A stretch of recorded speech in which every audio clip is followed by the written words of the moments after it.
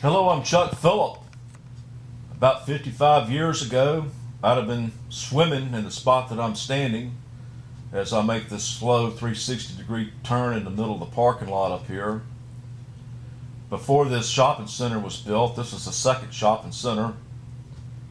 This was called the Spanish Fort Pool, or Spanish Fort Hotel and Pool. I think it's called the Spanish Ranch Hotel. And they had a pool out there for the guests. But Mr. Fuller Sr., or George Fuller Sr., he would allow the kids in the neighborhood to swim here during the summer months for a small fee. It wasn't much. And so many of us kids, swam there during the summer months. And this is where a lot of families got together on the weekends and where a lot of kids spent their time during the summer weekdays. And this is where I was pretty much every day. And before I could drive a bicycle, my mom would come down the hill and drive me up there and drop me off and then pick me up for lunch, and I'd go home and have lunch and then come back and stay till closing. And so I showed up with the lifeguard and left with the lifeguard pretty much every day. And then when I had a bicycle, I would take my bike up there and repeat the same process. My parents built a house here in 1959. They were really my grandparents, but I called them Mom and Dad. My mother remarried in '69 and moved to San Antonio. And so I had two moms back then, and I called them both Mom, and it would get a little bit confusing during Christmas time. And so I really kind of liked that. I would, go to organic school here, and I would go out to San Antonio during some parts of the summer months and spend time out there. But when I wasn't out in Texas, I was at this pool. And so were a lot of kids, like I said, and a lot of the older kids in this neighborhood were also lifeguards here. So I know that Susan Rush, this is a picture of her, and me and my mom and my sister there. She was down visiting during this summertime. We were at the pool. That was a lifeguard stand. And so Susie Rush was one of the lifeguards, and kind of a weird deja vu happened. I used to go swimming at the Y in Daphne, and I looked up and I saw Susan Rush sitting in the chair at the side of the pool. And I said, wow, that really was a deja vu moment. And I kept waiting for her to yell at me to get out of the pool, because sometimes she would do that if I get too rowdy with my horseplay.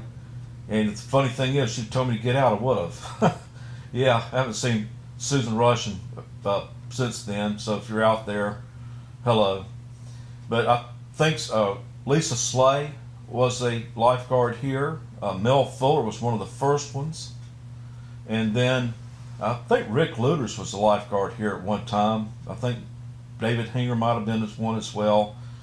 But anyway, there's a lot of kids that the older ones, when they became old enough to become lifeguards, they became them. And so it always had to have a lifeguard there. And this pool was used for swim teams. The Boy Scouts would get their merit badges for swimming here. And this is where I learned to swim in 1964. Paul, this was a guy my aunt dated back at the time. Yeah, he taught me how to swim here. And when we went on family vacations, they went with us. And so, Paul, my Aunt Alice would take me to the Gulf, and they'd also take me to this pool and swim. So there's just a lot of memories at this pool because of so many years that I was there. And I believe they closed this pool around 1975 and to make way for this new shopping center here. And so that's ended and dried up the pool. Now, Mr. Fuller, or George Fuller Sr., that was the dad of George Jr. and David Sr., who ran the real estate office up here. Well, he managed the hotel, and every day during lunch, I would see him and his secretary walk across the street to the hotel. The restaurant there, and the Spanish Fort restaurant. And this is a picture of me back there in front of it back then. And this is where Tyndall Credit Union sits today. It's where the old Spanish Fort restaurant used to be, and prior to this restaurant it was called the Spanish Fort Tourist Village. And they kind of remodeled it out to look like this back then. So here's a short video clip I'm going to play that was taken around the late 50s. From whatever direction you enter the city, the graciousness of Southern living is offered the wayfaring traveler. Behind breastworks that once protected soldiers, sleepy children fight off the Sandman. Visitors find hotel and motel accommodations in keeping with Southern hospitality. When you list the attractions of Mobile, the bounty of the sea is one of its greatest features. Now, some kids were actually lucky enough to go to the Lake Forest pool. They had an Olympic-sized pool and a high dive pool, but most of us actually went to Spanish Fort. But this was really convenient. I could just take my bicycle up here, and a lot of people say, "Oh my God, you let your kid go up there." We got to realize there was very little traffic, and I can't recall anyone getting hurt on their bicycle except for one guy, and it's Joey Cheek. He lived right next door to me. And I remember going and seeing him at the hospital, at USA Medical Center, but back then it was called Doctor's Hospital. He didn't get hurt too terribly bad, but it did break his arm.